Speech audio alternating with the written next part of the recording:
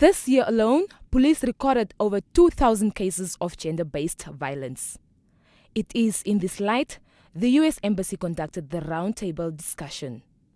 Nyande Barandongo, Youth Development Coordinator of the Ombeya Hehinga organization, reflected more on engaging families and survivors when coming up with the policies and discussions around GBV.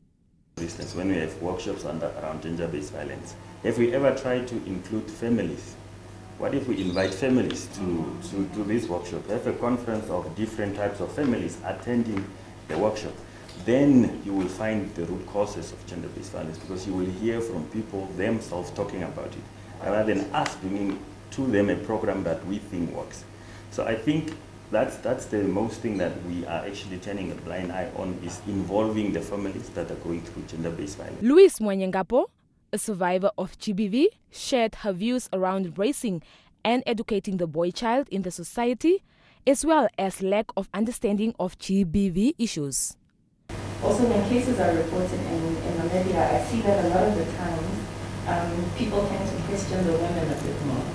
So so say for example, if something had happened, and if I had to take my own example, just having been assaulted by law enforcement officials, as soon as it goes out into the public, the first assumption is she must have done something.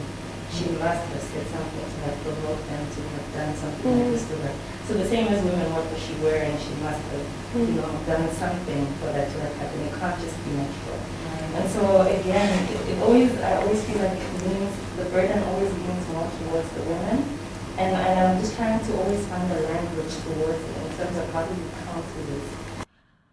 Diane Hubbard, coordinator of the Gender Research and Advocacy Project at the Legal Assistance Center, stressed the importance of counseling. Have a really good counseling, 24 hours, 7 days a week line available with trained counselors on the other side.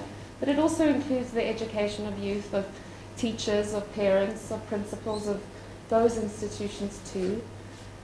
And I think then it just boils down to implementation, because those solutions are in our documents. They're in our national plans. So to be talking about what and how, we don't actually need to do that anymore. We just need to implement, and we need to put money towards it, and we need to just do it. Emily Joseph, NBC News, Windhoek.